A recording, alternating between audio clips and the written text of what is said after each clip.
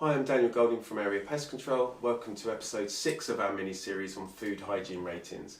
If you're an owner or manager of a restaurant or food outlet that is given a food hygiene rating, this mini-series is going to be extremely useful not only to you but also your staff in helping achieve a 5-star food rating.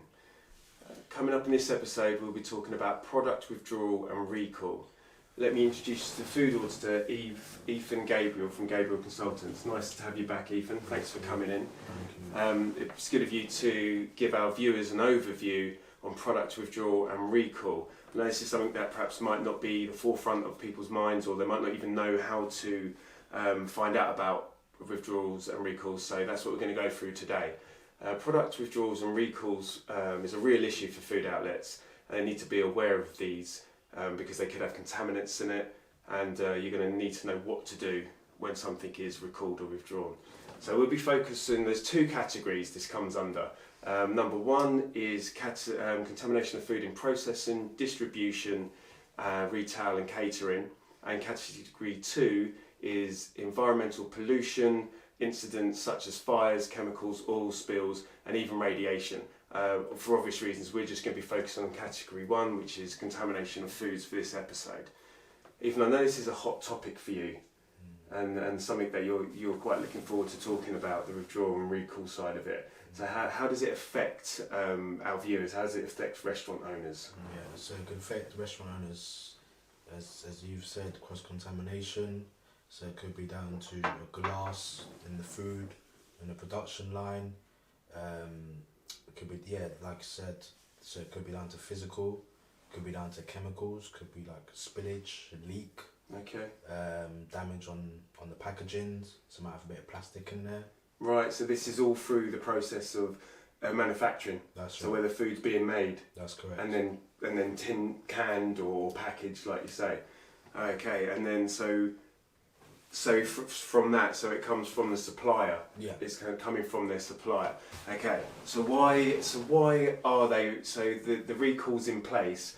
So the manufacturer would find out somehow. Yeah. They find out that they've got glass in it. Yeah, that's correct. So, okay. So it could be down to a fault in the machines on the production line. Right. It could be further down later when it's at the premises itself. So then they could get alert from the suppliers. Okay. You know, saying there is a problem with the product itself, so they have to trace back. Right. So when I mean tracing back, I'm talking about the product codes, the batches. Okay. So this is all documented. And that's right. How would how does the restaurant owner find out about that something has been recalled? Okay. So if they're signed up to the Food Standard Agency website on News Alert. Right. So the News Alert will tell them that their food has a concern with it. Could be down to the labelling. Okay. Also then your supplier would notify you as well. Right, okay. So the people, the cash and carry or the people who deliver your food, they will call you directly and they'll tell you what's being recalled. That's correct. Okay. So what should they do? Once the owners of the restaurant's been notified there's been a recall, what should they do with that product? Yeah, okay. First of all, tell your staff that this product is not in use. Okay. Because it has a physical or chemical contamination regarding it. Could be down to the mislabeling as well. Right. So it could have different ingredients in it. Different ingredients in it that's not mentioned. Okay, and then you're going down the route of allergens. That's right. That's right. That's correct. So for allergens, again, you want to make sure that it's highlighted in bold. Right. It could be colour coded, could be underlined. Okay. As long as allergens are mentioned. Yeah. Then that's key. Okay, so the knowing this, the food operator knowing this would be looking for these allergens, right. And then the product might not have them listed, but something has gone in, and that would get a recall or withdrawal from it. Yeah. Okay, right. So it's all about the chain of distribution. That's so it starts with the manufacturer, they go to the suppliers and the distributors, and then the distributor will contact the restaurant that they sold that food to. That's right. So, okay, so it's just keeping a link and a chain all the way down the distribution process. Traceability. Right, okay. There's a page on product withdrawal and recall within the Food Standards Agency folder, Safer Food, Better Business Pack. under the management section you'll find this. This is coming up on the screen now for you, so you can see what one it is. So what I'm going to do is, I've got it here, and Ethan's got one as well. We're just going to go on the 4 key points of what to do and how to do that. So this will help you if this happens within your business.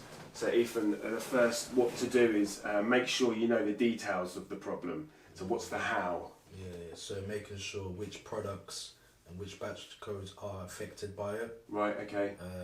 That's really key, so you know which ones to recall back. Right, okay, so if the supplier calls you up, they're going to give you the batch codes, and you need to check them to make sure they're not within it or they are within it, and then deal with it accordingly. But just checking the date also, that helps as well. Right, okay. It may be in date or maybe out of date. Okay. That's something vital that you want to check as well. So the 2 key elements are batch code and date. That's right. Right, okay. So what to do as soon as you find out about the problem with a product, stop using / selling it.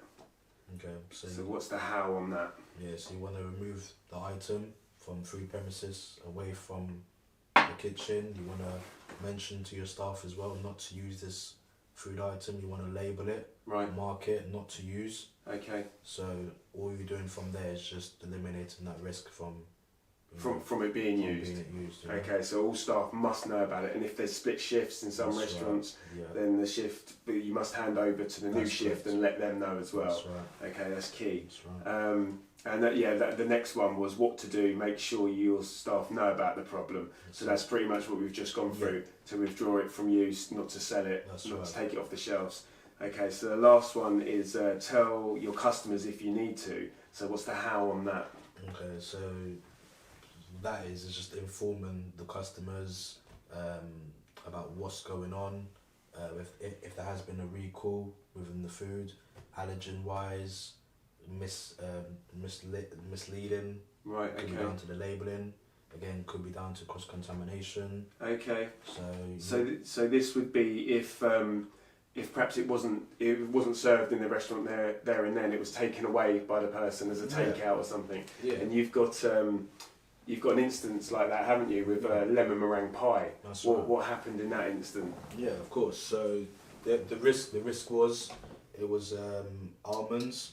So the allergens was almonds, and it was down to not labelling that they may contain in it. Right. So that was a big issue there. So the restaurant owner just presumed it was lemon meringue pie, but actually almonds had got cross-contaminated into the pie in manufacturing process. Yeah. Okay, and what are you looking at now on your phone? Yeah, so I'm just looking at a news alert. Okay. So what I do is I subscribe to all the food news alert. Right. And that tells me then what's been recalled, what's been withdrawn. Oh, okay. So I'm kept up to date with food trends and keeping up with modern times regarding allergies. Right, so you get up to minute news on what's been withdrawn, what's been recalled, and the reason why. That's really good. So when you're there doing an audit, you can, if something is on the shelf that has been withdrawn, and perhaps the owner doesn't know about that, you can alert them to that fact. That's right. That's a really good thing to have.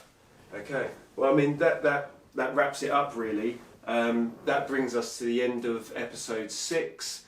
And I'd like to thank Ethan for his time. Thank you for coming again, Ethan. Really appreciated it, and hopefully it's building the knowledge centre up for these owners of restaurants and helping them achieve that food high rating of 5, which presumably you want everybody to have because then everybody's doing well, we're all safe and everything.